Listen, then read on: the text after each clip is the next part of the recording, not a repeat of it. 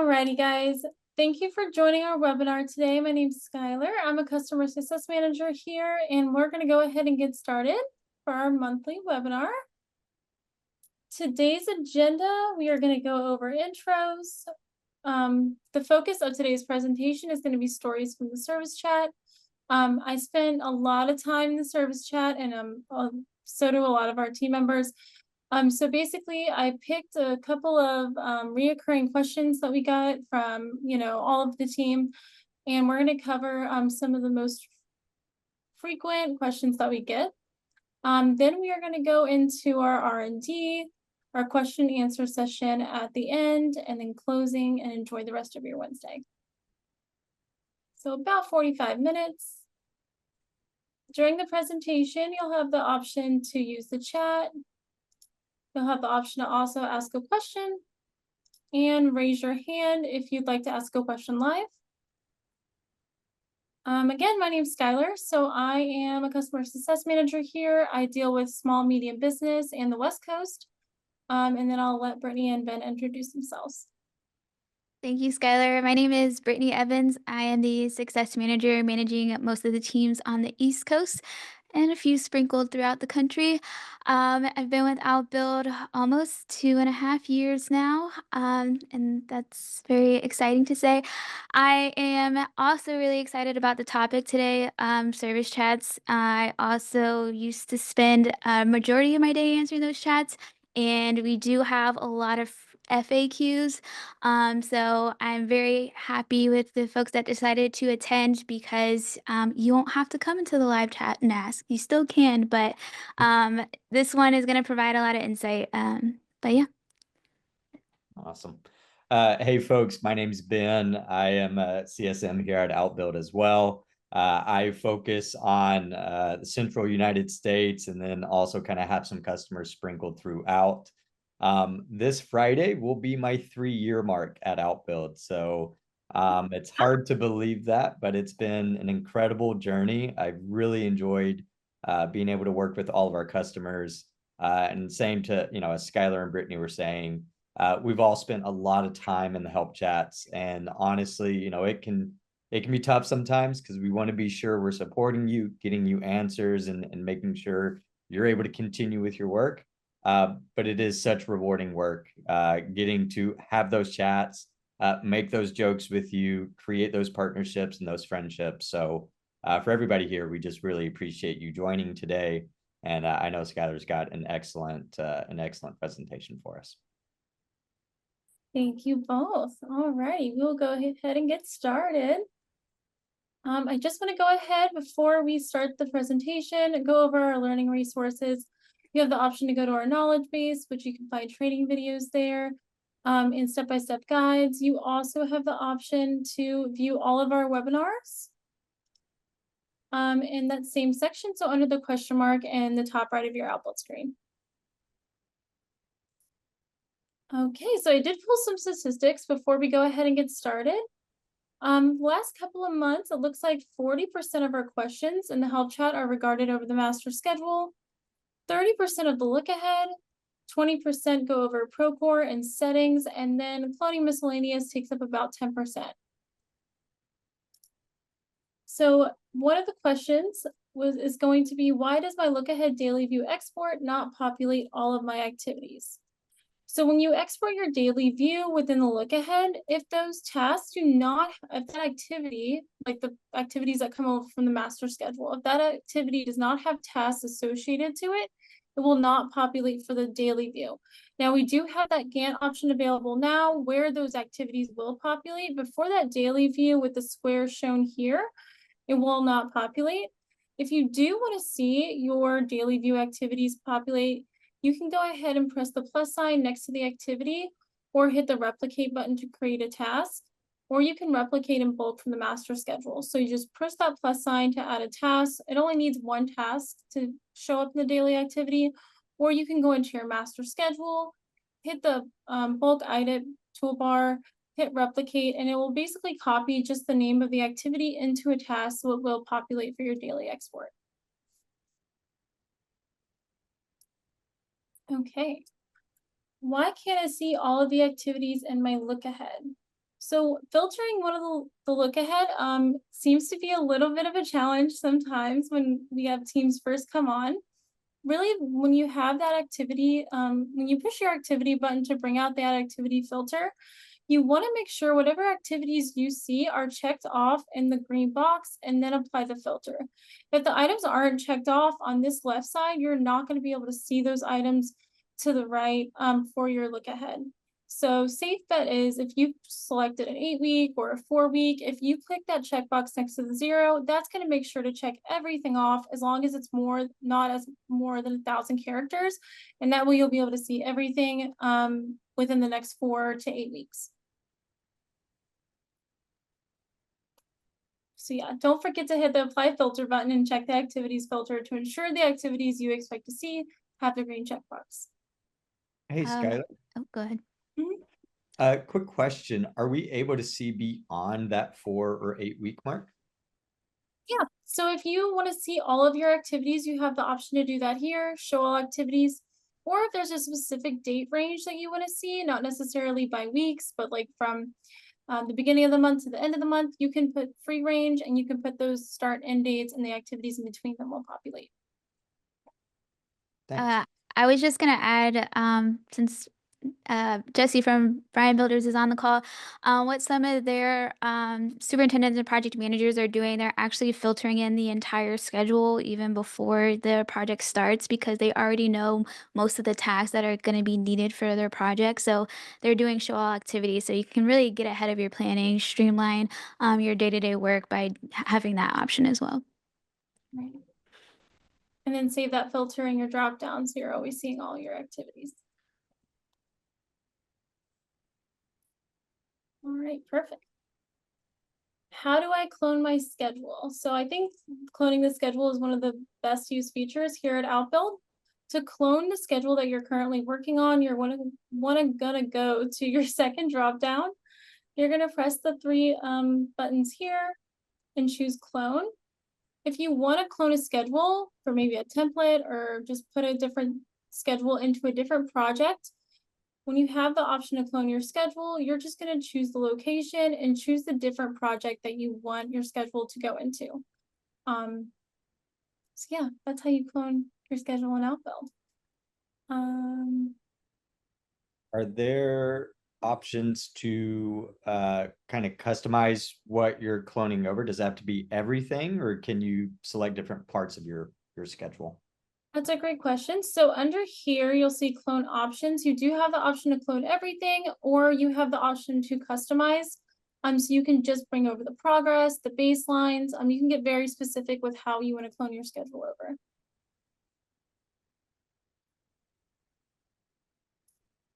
All right. Why can't I add progress to my master schedule? So I have found that the most common reason users cannot add progress to their master schedule is because that activity has look ahead tasks associated to it. So when you are in your master schedule and you see these numbers assigned to these activities, those are the number of tasks that are associated to the activity in the look ahead. So to add progress to that activity in the master, you can either check if the number of the activity in the Gantt bar. So if you see that number in the Gantt bar, what you're saying is, okay, I know those tasks are associated. You can either go into the look ahead and add the progress there that will automatically feed into the master schedule, or you can check the task tab in the activity card and you can add progress from the activity card task section as well.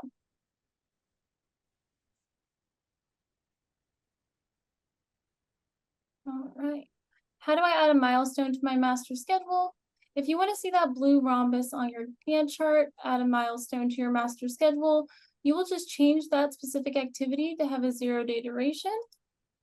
And you'll see that blue rhombus, that purple rhombus pop up for you. And then how do I get rid of the plus and minus numbers on my master schedule?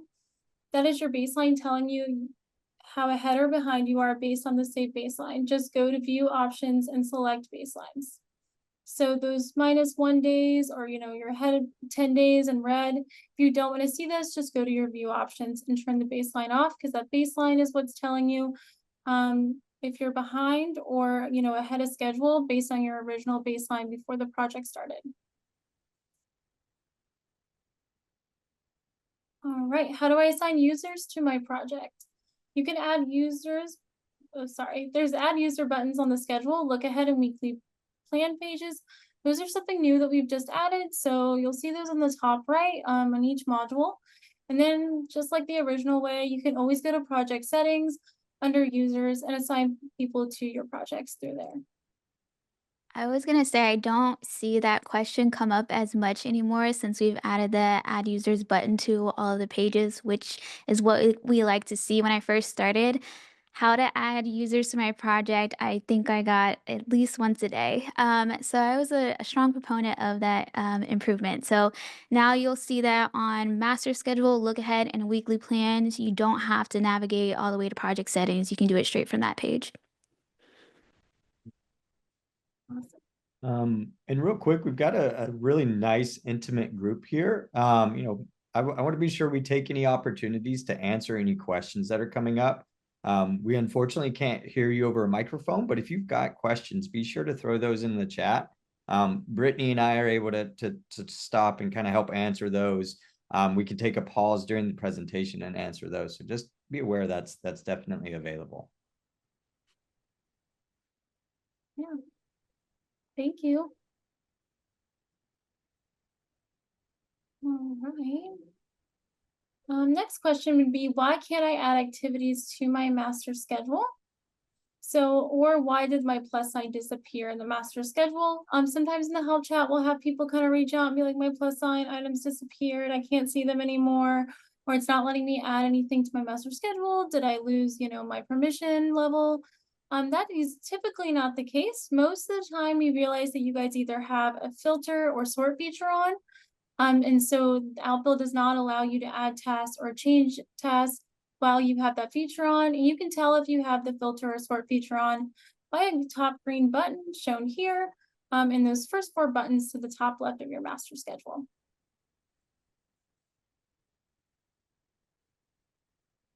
All right, how do I assign weekend work to a specific task within the schedule? This is one that I like to set up with my teams usually before they get started. I like to have a little calendar session because when you want to add, when you first want to create a weekend calendar, when you want to add just a Saturday or Sunday work to a specific task. So if you want to add that, you will first create a weekend calendar, open the calendar column on your master schedule, switch the desired activity calendar from default to your weekend calendar. So you'll see here, you can create this calendar, come over to your column picker, select the calendar icon, and you'll be able to switch from default to that weekend calendar per task. I do get the question a lot, why can't I just add a working Saturday or Sunday as an exception to allow my schedule to work weekends? So in that add exception where we add the holidays, why can't we just add that instead of we having to go and change to a different calendar? And the reasoning behind that is if you don't need it for a specific task, you can do that, but that will open that Saturday and Sunday up for each activity within your schedule. So if it is just a specific activity you want that weekend for, that's where you're going to do the calendar swap out. All right. Why did the Procore symbol show up on my Procore update? This means your update was not successful. So in this last vision here, we can see there's not a Procore symbol showing, meaning that that schedule update was not successful. Most of the time, we see those not being successful because they're trying to push a different schedule that they set up in your integration settings. So when you first come into your integration settings, you want to make sure you're choosing the schedule that you're working on to push over with the new update, and then you'll be able to see the Procore symbol show up. All right. And going forward, this is going to be our Outbuild R+D, and I'm going to let Brittany take this section of the presentation. Thank you, Skyler. All right, so we're gonna have a Q&A session after this section, so please put in your questions in the chat or the Q&A section. This is not the last opportunity to ask questions, but I just want to talk about what we had recently deployed as far as new features and improvements this last quarter. So some of these were brought up during the last trailer talk, but the big ones I want to reiterate because they are important and they were requested by users like you guys. So first one, cloning calendars / calendar management. So there was not, like last year, there was not a way to clone a calendar or delete a calendar. And that was highly requested. So you do have the option to clone and delete calendars. We also have an import holidays feature as well now. So you don't have to manually add in all of your holidays for up to 4 years. You can import all those holidays in one click now. There's going to be an ellipsis next to that calendar that you can see those new options. Next one, this is fairly new, editing titles and subtitles into PDF exports. This has to do with both the master schedule and the Lookahead PDF exports. You can edit the title and subtitle, so that would be the project name and schedule name. So for example, if it was the Lookahead export and you want to name that like 4-week or 3-week Lookahead instead of the schedule name, you can do that now. Another part of that is turning on and off logos. So the owner's logo that's in the right-hand corner or your company logo in the left-hand corner, you have the option to toggle that off as well. Next one we already kind of talked about, but again, I want to reiterate. So you can quickly add people. After all, we're a collaborative software, so we want to make that as easy as possible. You can add users from all the modules in Outbuild now. The rest are iPad app improvements or new features. We have been putting out updates, it feels like every week the past 2 months. So for those of you on the call who are utilizing the iPad app, make sure you download the latest update. I think the last update was 2 days ago. So please make sure you are downloading the newest update from the App Store. One of the new features is a 5-week look ahead toggle. So what that means is when you log into the iPad app, and maybe you don't have access to the web version and you don't have it filtered a certain way, if you toggle on that 5-week look ahead, it's just going to present all of the activities that are 1 week behind and 4 weeks out in one clear view. So you don't have to worry about having to filter the look ahead. The next one is the replicate activity button. We talked about that one and one of the frequently asked questions as well. That is now in the iPad app. So being able to convert an activity to a task, you can do that in the master, you can do that in the look ahead web version, and now you can do that on the iPad app. Performance improvements. So things just like speed, connectivity, the time it takes to perform an action, kind of all bundled up in different performance improvements that we've deployed over the last couple of months. So you should see it running faster. And I didn't put it up here. It was last quarter, but also offline mode. It's a view only offline mode is available. So if you do lose connectivity, which happens a lot on job sites, you can still see your look ahead. If all you have is the iPad app, you'll see a banner that's showing that you are offline. And once you establish a connection, you'll see that you have Wi-Fi now, and you'll be able to continue making updates. Team, let me know if I missed anything. But let us know if you have any questions about anything I just mentioned. Yeah. Something else I'd like to share here, and we're hesitant to share things that are in progress and in working, but our team is working really diligently right now to overhaul kind of the performance of the look ahead. So they've been able to define some areas that we're kind of creating duplicate kind of memory and CPU usage, not to get too technical there. But they've let us know that probably by May, we're going to see some nice improvements there. So, if you're in there and you find it moving kind of slowly, bear with us. I think we're going to see some really nice changes there. So we're excited to share that once that is, fully in production and out of testing. That's all I have to share. Oh, great. Thank you, guys. All right, guys, any questions for us? Don't be shy. Shy, please. Also, I did want to mention that we have the Outbuild Academy fully out, right, Brett? Yeah. Oh, yes, I forgot to mention that. So that's a big one. in the Outbuild community, which you can join through that question mark in the top right corner, the Help Center, there's a section next to the live webinar and knowledge base. It says Outbuild Community. Click on that and join. Skyler has just finished creating the Academy. It's a series of 4 different courses that goes through each module, from setting up the project, creating the master schedule, building out the look ahead, and pulling analytics from that data. It runs through all of that. We're starting it out with, really the need to know stuff. And then as time goes on, we'll add like, different levels. Like if you're an advanced outbuilder, you'll have your own special course you can take. And the cool part about it is if you take those courses and you pass the quiz, you get really cool badges that I'm excited about. So please get in there and take those quizzes. And do those badges show up anywhere? Is that on LinkedIn, or how does that work? Oh, another good question. So right now, the badges in the Academy will show on your profile within the community. So anybody who clicks on your profile will be able to see the badges you've obtained. And then starting next month, I believe, where you'll be able to see those badges on LinkedIn as well. Mm-hmm. Yeah. Yeah. Quizzes are 5 out of 5. And there's 4 quizzes, so you do have to get 100%, but you can take them as many times as you need to. That also helps with our onboarding process. So I can pull data of who has passed the Outbuild courses. So sometimes there's questions on, well, how do I know if this person's completed training? I'll be able to provide that that data, not only if you're attending the training sessions that we host, but are you actually going in there and learning the material via the Academy?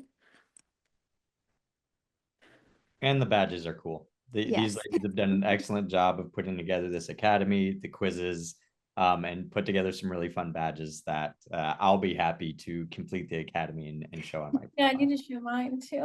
Well, I Yeah. don't know who created it, so I don't know if I get to get the badge. All right. Any questions, guys? I know we have some time left. I know it's a smaller group, but please feel free. Oh. All right. If you think that this could benefit anybody on your team, well, I know we already said it, but we will post these webinars on our website in I think a couple days tops. So anybody can view these at their leisure. Yep. Yep. Everybody enjoy the rest of their Wednesday. Thank you, everybody, for joining us today. Yep. All Thanks right. for joining, everybody. We really appreciate you. Thank you. All right. Guys.